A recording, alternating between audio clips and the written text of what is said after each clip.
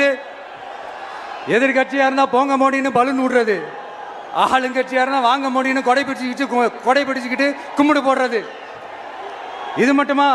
ஒரு ரைடுன்னு ஒன்று வந்துட்டா போதும், இது வரைக்கும் போகவே போகாத ஒரு மீட்டிங், அதை காரணம் காட்டி டெல்லிக்கு போறது, அங்க ஒரு சீக்கிரட் மீட்டிங் நடத்துறது. நல்லா நோட் பண்ணணும் மக்களே, அந்த மீட்டிங் அப்புறம் இந்த இஷ்யூ அப்படியே காணாம போயிருக்குமே. அதேதான் Stalin uncle, what uncle is very wrong uncle.